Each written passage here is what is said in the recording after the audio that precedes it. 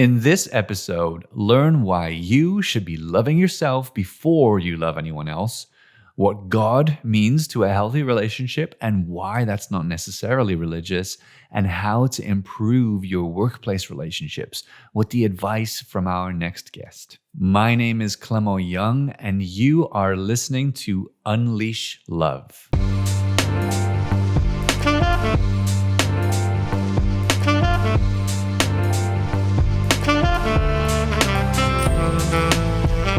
Today, we're joined by Rochelle Clunie to talk with her about her new book, Relationships Have Many Hats, the holistic approach to improving any relationship. Rochelle is a transformation coach from Jamaica and living in the United States, helping people around the world to have better, more joyous relationships through the advice in her book and in her private consulting sessions. In this episode, we discuss why she recommends focusing on improving not just the relationship you have with your partner, but also the relationships you have with yourself and in the other areas of your life.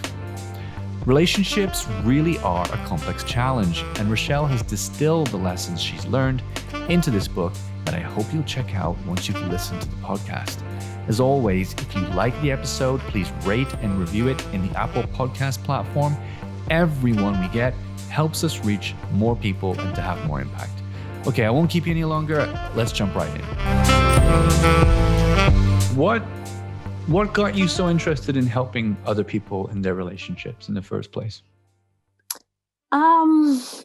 Relationships can be very complex, and I've had my share of experiences with relationships, with the different types of relationships, and I've learned a lot over the years.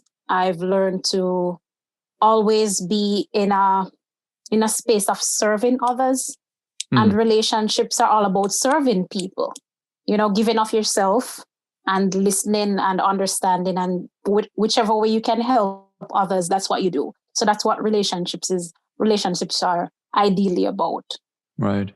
And yeah. When you say that you've had your experiences with this, are you married? Are you in a relationship now? I'm single right now, just came out of a relationship. Okay. Never been married. Would love to one day. Yeah. I didn't really feel maybe a year or more ago that marriage was going to be for me. Oh. I kind of thought, if that many people are getting divorced, what's the point? That's what my thoughts were. And I can understand, how, well, given that I actually came to that conclusion myself, I can really understand how people get there. Mm-hmm. However, now I realize that it is actually quite important. I mean, there's a reason why it has persevered all this time. Even if you're not religious, you can get married, and people do that all the time. It's just like a cultural kind of support structure, I guess, for building families. And without digressing too much, I really do see the value of marriage now. So I would be with you on that. I would definitely be interested in having a marriage and then building something special.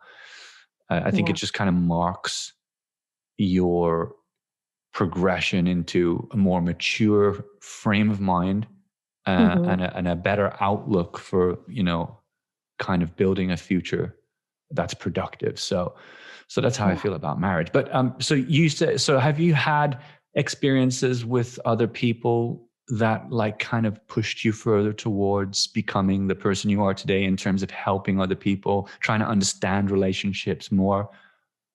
Yes, I have. In a lot of different ways. And as the book is about 6 different types of relationships, I believe all the different type of relationships that you experience throughout your life is a way to help to mold you into becoming the person that you are, and that the person that you will become and continue to grow into, So I was in my intimate relationship. I was in a relationship with a young man for over 9 years. Okay, wow. And that's when I was in Jamaica. it was you get to learn different parts of you. And I believe that you only get to experience that when you're in relationships. You get to know what are your likes, what are your dislikes. You get to understand who you are and who you want to become.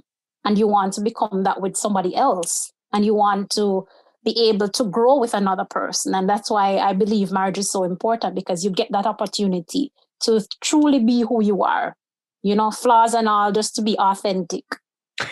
Yes, because once you tie that knot, Yeah. there's no getting rid of you, right? I mean, like, hey, Yeah. this is who I really am, Yeah. You're not getting rid of Yes. me, kind of thing. Yeah. Yes, that's an interesting way to look at it. I mean, 9 years is a long time. I mean, I got a question on Quora, the platform Quora, which is a question and answers platform online. Anyone Okay. can go and ask a question about whatever, and then someone Okay. can answer. So we do that a lot. We do that every day. And there was a question, I've been invited to respond to a question, which goes something like, who do you trust more, a relationship coach or someone who's had many failed relationships? And it made me laugh, because Interesting. I was like, there's some truth to what this person is asking. Lots of relationship coaches today simply haven't gone through, I would say, enough, or a significant amount of experiences for them to really be able to give good, solid advice for people in different times and stages of their lives. Yeah. So his question really is just, it's almost like it's a symptom of a society that you can kind of pass off as something, even if you haven't had the experiences or have the skills to be able to do what it is that you're saying you're doing. But to get back to the point, I think marriage is certainly something that holds us together, to give us that space that we need to find ourselves somehow. Yeah. And you talk about this in your book. This is one of the chapters of your book. Yeah.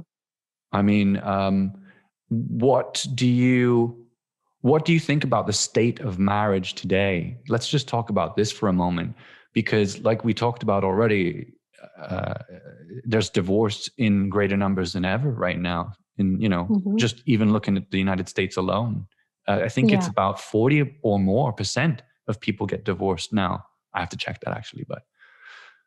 Yeah, I was listening to a podcast, and the gentleman was saying probably about 50%. Wow. And something else that I learned over this week, which is interesting because we're having this conversation now, is that he said most divorces are filed by the women. Oh. Women are leaving more. Yeah. Why do you think that is?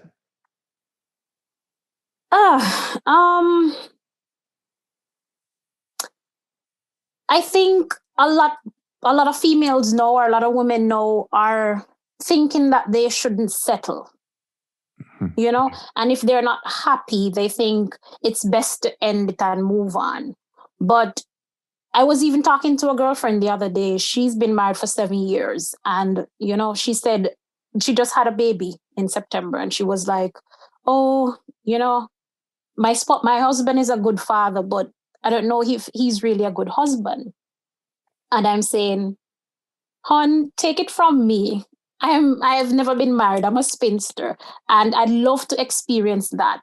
I'd love to experience that part of me. Sometimes it shouldn't be so quick that we want to run or leave or end a relationship. Sometimes, because everything in life, you go through different cycles. When you're in a job, there will be time when you get, you probably get tired of doing what you're doing. But does that mean that it's time to step away? Or does that mean it's time for you to evolve and grow? Right. And start doing something new? So with marriages, I believe that you're with another person. So there will come time when the love is gonna not, is the love won't be there. But what about the commitment? And when you were talking, I was also thinking marriage helps us to be disciplined as well. And a lot of people are lacking discipline because the first sign is exit. And with the marriages and why divorces are so high is because a lot of us aren't disciplined. We aren't disciplined enough to stay committed to the person that we say we're going to stay committed to. Yeah, commitment is a huge issue. Which is essentially, it's tantamount to a successful relationship is commitment. I mean, if you're not committed, I don't really know how you're going to manage in a marriage. But that is a struggle of, I mean, if today's generation's struggle could be somehow summed up in a word, you might say commitment would be the word, right? Yeah. It's such a challenge. Yeah. What do you think is happening for that to be the case? Why do you think people have problems with commitment today? Because I think with technology and with social media, it shows like everything is just, it's easy. There's lots of options. And so if you have a lot of options, you don't really need to stick to one thing. And we see it, and what you do in one aspect of your life, you're going to take it over to another aspect. And so when there's no discipline, there's no need for you to commit. A lot of people, you can't even take their words for you. Remember back in the day, people could take your words as bond. We don't even have that. I say I'm going to do something and I don't show up, or I show up late, and I don't even apologize for that. So the respect is going away. The trust is going away as well. Communication. Yeah. Well, I think, you're definitely onto something there. I think just convenience alone is something that has helped to really dilute our values. Yeah. You know, the fact that there's always someone else, there's always another chance, there's no real huge threat to our functioning as an actual committed or even just an honest person today. We can get away with so much, and I think it's really gotten to a kind of like a chronic illness of our society where, and I say this knowing that what it sounds like is very pessimistic and negative. Yeah. But I'm really just trying to highlight how serious the problem actually is. I don't think people realize that when you don't do what you say you're going to do, that has huge repercussions, not just for the person that you promised to, but also for your life. You know what I mean? Also to self. Right. And that's why a lot of people, this whole not being able to depend on self, not being able to trust self, that's where the whole self-love comes in. Because if you can't keep your word to somebody else, you're not going to be able to keep your word to yourself. You tell yourself, oh, I'll come off social media, or I'll work out today. And you don't. You're telling yourself that your word don't mean anything. Totally. Yeah. Yeah. This is the first chapter of your book, correct? Yes. Yes.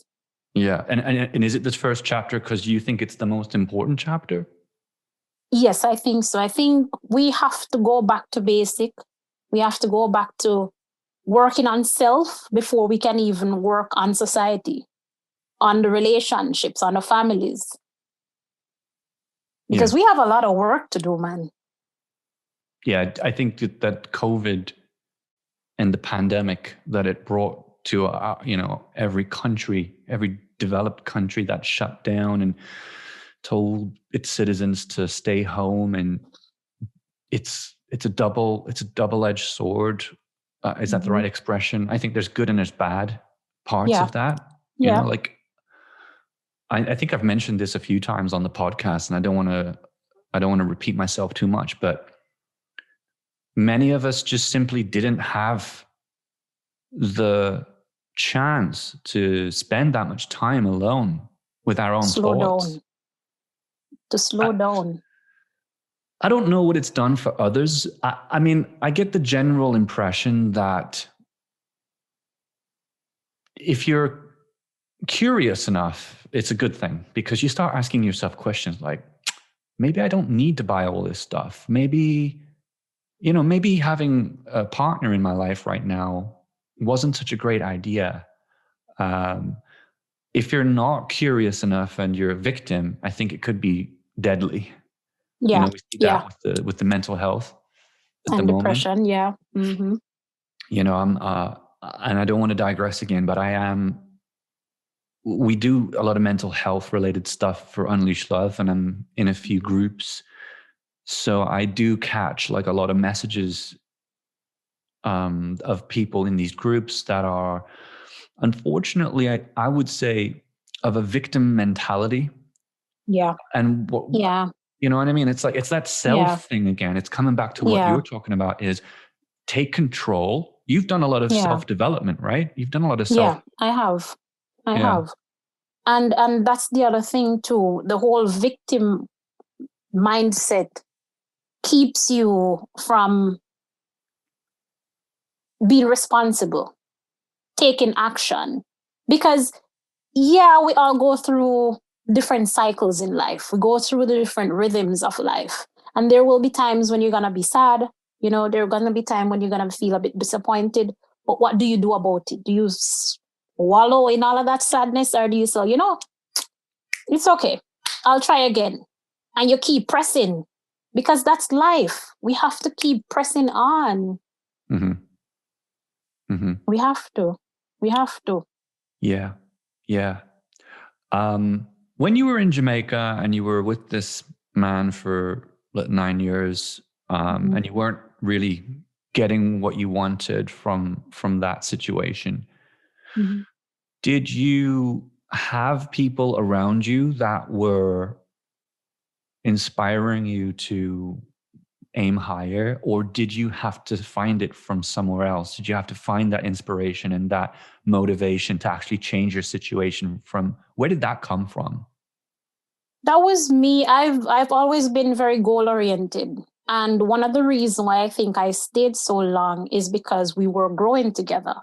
When I was younger, I would always say, I want to meet someone and I want us to grow and to take over the world, and, always developing both of us. And the main reason why I left was he wasn't ready to get married after 9 years. We went to school together. We bought a home together. We were growing in our careers, and he just wasn't ready to take the next step.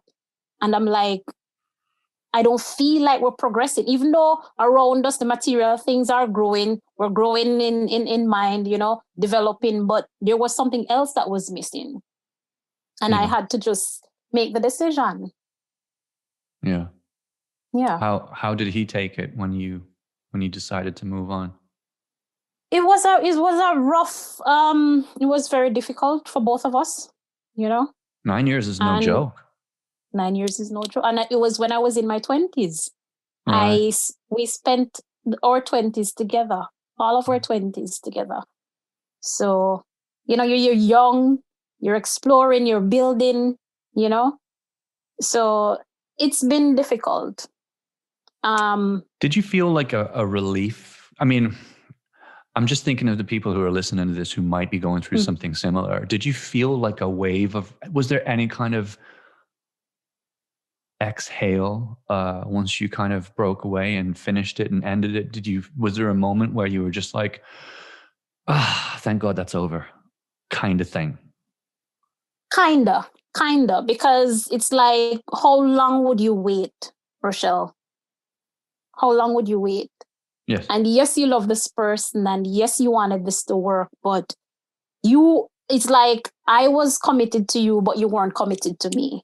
So at some point, I had to make a decision. Yeah. I think for in my experience, I've been very vocal, and I've always done what I wanted to do, which has been good and bad at certain points in my life. But when it comes to recognizing that something isn't working anymore, I find it quite simple to say it's enough and finish something.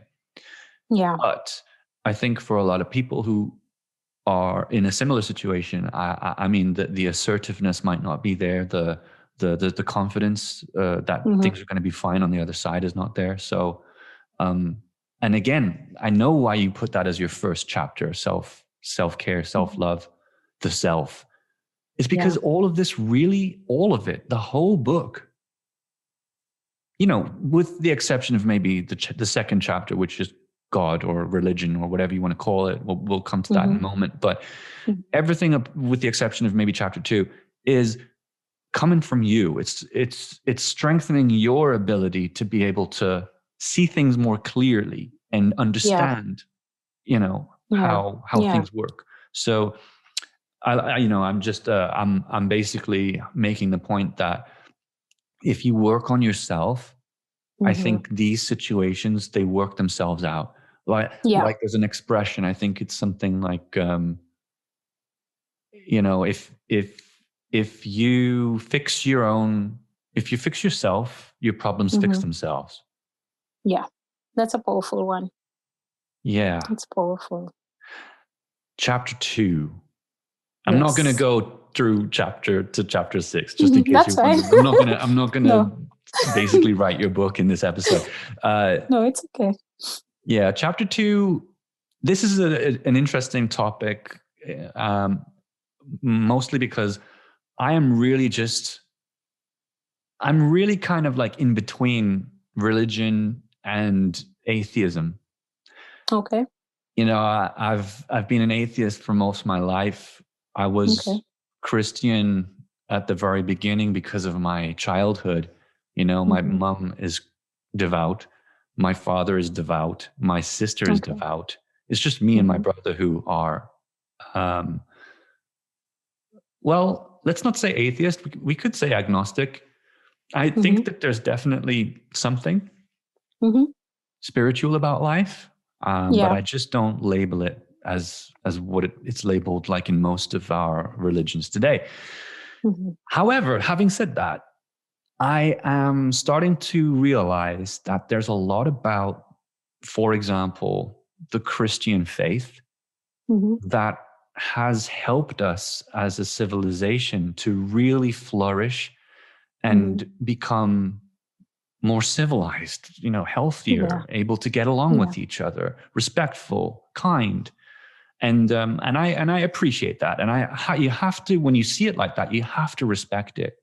So what does chapter 2 mean to you? And why does that come second?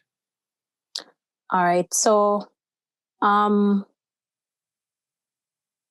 in chapter 1, the book is a holistic approach. So it's mind, body, spirit. I believe that we're all spiritual beings. We live in a physical world or physical body, and we have one intellect. So all of us are connected. You know, every human being is connected. We're connected to animals. We're connected to plants. We're connected to the entire universe. It's just one love, one spirit. Everything is one for me. Why God came second or religion came second is because in life you need something greater than yourself. You know, although self is good, self is important because, you know, it's all about progression, transformation, evolution. But there is something that can help to balance things. So for me, religion has always been or God has always been greater than I am. Connection, like, is the Father. So I am my father. I am my father's child, but I'm still an individual. But then when I'm having the bad days, when I'm having the different problems, or I have to look to something greater than me. And I understand that God is greatness. He created the earth with just his words. And so I believe that our words are powerful. We are creators as well. Mm-hmm. You know, we are in control of our reality. So your personal story, your life, your dream, that's your earth. So you are a God, right? All of us are gods. It's just that there is the Father. Right. So if I should say, who do I resemble? I resemble my daddy. I have a lot of attributes from my dad. And the great I am is your father. He's in charge of everything. He has the power to do anything. And because he has that power and because he's my father, I have that power as well. So that's how we get to know who we truly are. And that's another thing. A lot of people don't even know who they are. They get so distracted with everything that's happening around us. You lose and you forget to go inside and to quiet the mind, to quiet the physical realm, and get in touch with your spirit. Yes. Yeah. I think I agree with you on many levels there. Even if I don't know or I hesitate how to label that, you know, I mean, whether it's Christianity or just spirituality or whatever you want to call it, I do believe what you're saying. I think being a sovereign power yourself is not a very helpful thing for you if you want to have a productive, constructive life, because yes, you say, right, that we are gods, and I can agree with that. I don't think we've realized our full potential anywhere near our full potential. And every single time we set the bar higher, we reach it. Yeah. And we just keep doing that over and over again. And I hope it will never end. Yeah. But today, I do feel that times have changed, and that more often than not, people have lost faith in,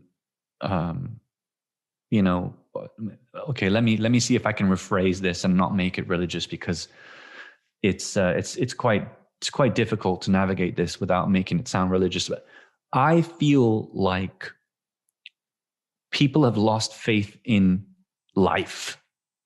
I feel like there's a lack of there's a lack of understanding of what's important in life. And so I watched a movie last night, which is called Beautiful Boy. I don't know if you've seen it or heard of that. It's a film that documents the true story of a father's son, excuse me, who dives into drugs, and he does it because he's feeling quite nihilistic. You know, he feels like, you know, maybe there's no point to life. Life is quite negative. It's full of suffering. You know, the kind of mindset, right? It's a nihilistic mindset. And I think we kind of go through those phases, right? But it doesn't last. It's a very emotional time. And and unfortunately what happens is, in the story, the boy just spirals into this life of drugs and can't get out. And when I thought about that and how it relates to the wider society that we live in, we have tricked ourselves into thinking that, or we can trick ourselves into thinking that there's not much worth living for, because all I see is death, destruction, corruption, greed, adultery, treachery, betrayal. And those are the things that sell on media, you know, whether it's the mainstream media or whether it's on social media. Negativity sells. Kids these days are scrolling through social media, seeing constantly just stuff like this. It's terrible. So it's easy today to feel that there's maybe not much point to living when all of this is happening. But coming back to the whole point of having a spiritual connection, you can feel it. You can feel it when you when you interact with other people. Like you said, when you interact with animals, when you interact with nature, you can feel water. the connection. Even taking a shower is a spiritual experience for me. And I want to clear something up a little. I'm a Christian. My dad is Rastafarian. And so I don't just look on religion or being in one. I wouldn't categorize myself as one thing. Right. I understand. Yeah. So I was saying even taking a shower can be a spiritual experience. It can be more than a spiritual experience for some. Yeah. Let's not go there. But yeah, I see what you're saying. There's beauty in every moment. And there's connection in every moment. Yeah. You know what the funny thing is? When I started feeling depressed in this quarantine or pandemic or lockdown, whatever you want to call what's happening right now, I started meditating more. Nice. Yeah. And, just before bed, I still do when I remember to sit, breathe deep and just sit and focus on me, on the sound of the room, on anything that takes my mind away from what it's doing. And the strange thing is, I feel happy. It's very strange. It's a difficult thing to explain, but when you are able to remove the thought yourself from your thought, disconnect, that narrative that you have in your mind that's constantly playing over and over again. Maybe it's the words from a song you've been listening to. Maybe it's your schedule or your agenda for tomorrow, like reminders. Hey, remember, you got to do this. Maybe it's your self-talk, negative, positive. It doesn't really matter. But once you remove yourself from that, it's almost as if you become connected to something bigger than you. And there's a peace and a joy that takes over. It lives underneath all the noise. And it's that's always your spirit. There. And that's the beautiful I don't know what thing. it is. I don't know how to verbalize it, but maybe you're right. I call it the spirit. And even like you can feel it. Like right now, I can feel you. I can feel your spirit. I can feel your energy. And it's beautiful. And that's the thing. We don't know how to explain it or call it, but you can feel that happy, joyful, peaceful thing. So enough love to you. Enough love to you. Thanks a lot. Yeah. I'm really typically bad with compliments, but I'm gonna accept that one. Thank you. You're welcome. So the spirit really is, like you say, it's something, whether you're a Christian or a Muslim or a Buddhist or any type of religion, there's something there. And I think if we give it the chance, if we give it just some room to breathe and not lock it out completely, it is important. It is maybe one of the most important, if not the most important thing to life, because without that, I don't know. It seems very empty and pointless. And I feel bad for anyone who's going through a nihilistic phase. But maybe all you need to do, like me, is find something worth doing, find purpose, and that kind of somehow channels that connection to a greater power, because now you feel definitely driven by something. And if you find your purpose, that's going to solve a lot of problems in your life. I think most of the challenges that younger people have is, what am I going to do with the rest of my life? And no one knows apart from them, but they'll only know and they'll only find that out when they've tested a few things. So many of the people who are in these mental health groups, right, who are saying that they're tired, they're done, they just want to give up, they don't think they can go on anymore. They just need to realize that they don't have it all together yet, but that's fine. I mean, it's just around the corner. Just keep looking, keep testing, keep an open mind. And like you said, suffering, negativity, it's all part of life. Yeah. But we don't have to dwell in it, and we don't have to make it our reality. It's just part of it. It's a teacher. Anyway, I mean, we're really diving into that one. But I want to just share two things.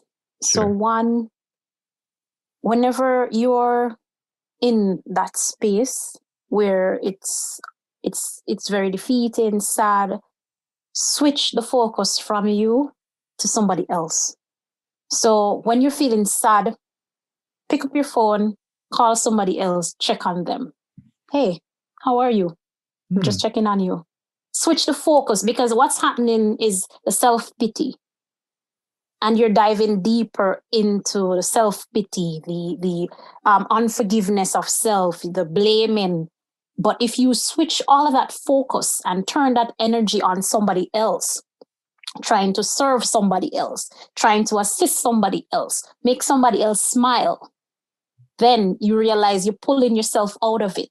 Because what most of this, like depression and all of that, is it's self-centered. You're focused so much on yourself. Gotcha. Yeah. There are tried and tested tips and tricks to breaking out of a mindset like that.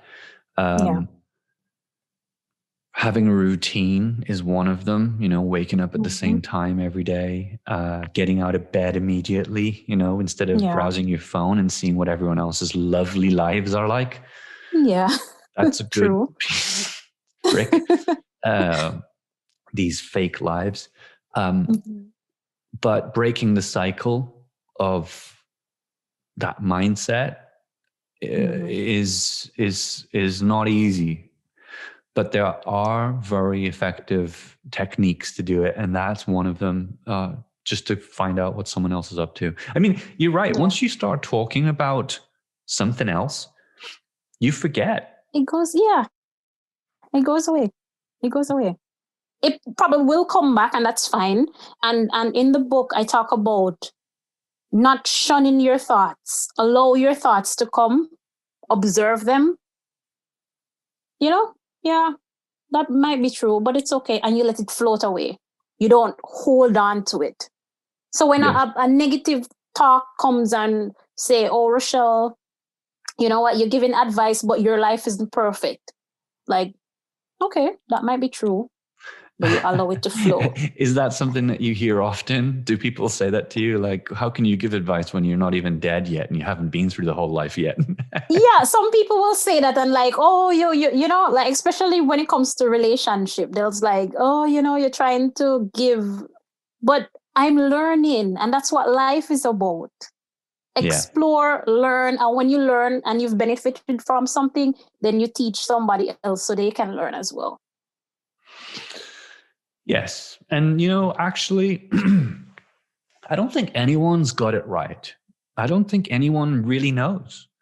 Yeah. We just have a feeling, oh, that worked for me. I mean, I think someone else might benefit from this, but I don't think anyone truly knows what the reality is. It's so subjective.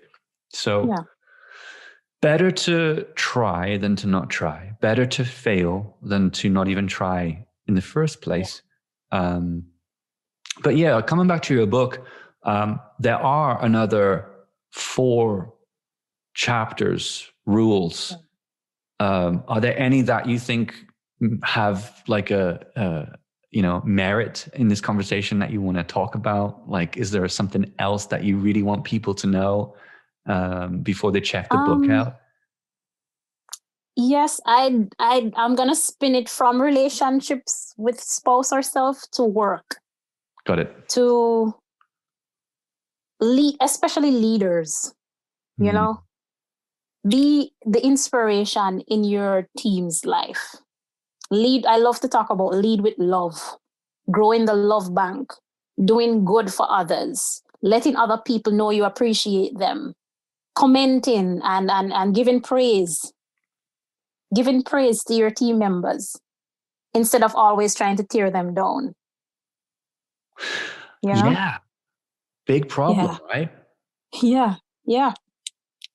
It's funny because I have an agency, a digital agency, and we work with companies like the ones maybe that we're referring to here, where there's a culture of a toxic culture. It's maybe it's too competitive. Maybe, the employees are pitted against themselves too much. And so you kind of fester this environment of kicking people down instead of pulling them up. Yeah. Because you want that commission, you want that promotion.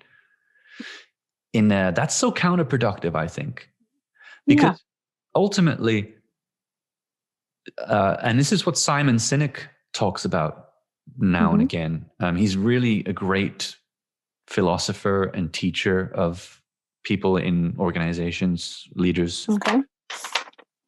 Simon Sinek talks about, the goal of a company or an organization should not be to make money. It's definitely a driving factor. If you don't make money, obviously you're not going to go anywhere. If you don't get you're going to shut down. Charity, right? But it shouldn't be the reason for a company existing. And I'm going to go even a step further and become a bit controversial here. But I can argue that banks are probably not a good example of a good company, a good organization. Becomes quite toxic quite quickly, quite damaging for the ecosystem quite quickly. Because money serves a purpose. It's not the end goal. And so when you bear that in mind, coming back to the point that you're making, if money isn't the end goal, then maybe the productivity and the value that you provide is the end goal. Maybe serving is service. Right. And you see, the whole conversation goes right back round to service, serving others, not thinking about yourself only, shifting to others. Yes, service in today's world is lacking for sure. And I'm laughing because I'm thinking of a specific instance of where service is lacking. And you go to, you go to a restaurant, right? Or you go to a hotel or a spa or a hairdresser, and you sit there and you have the service, and it's almost as if they've forgotten that it's an experience. They are trying their best to get you to have your food as fast as possible and get out, or they're just not taking the care needed to deliver the service properly. And when you forget that you're serving someone and that it's a pleasure to serve someone and that you want them to feel happy with that service, you effectively ruin your brand and they will not come back. It really is something that we need to think more carefully about. Now, that's the outward facing service. But internally, it's the same thing. You're serving, your work serves the company. Your work serves the person sitting next to you. Your attitude serves the person sitting next to you. If you're a more positive, enthusiastic person, they're going to be a more positive, enthusiastic person. Chain reaction. Yeah. I like that. I like the fact that you kind of factored in the professional side there, because that's something that maybe, we don't really talk a lot about that on Unleash Love. But it's maybe it's an easier testing ground to try all these things than it is in your relationship. True. Maybe you can try it in your workplace first and then see the impact and then try it at home. Your book is very powerful and it's very easily structured. It's very structured, so it's easy to kind of navigate. You've got 6 rules in there, very effective rules. I think people should go and buy the book. It's available on Amazon, paperback, right? And then also Kindle. Yes. Yeah. Correct. Yeah. It's been a real pleasure having you on, Rochelle. Thank you so much for coming. And I hope that we can do more of these in the future. Certainly. And it was a pleasure. I loved being here. Thank you.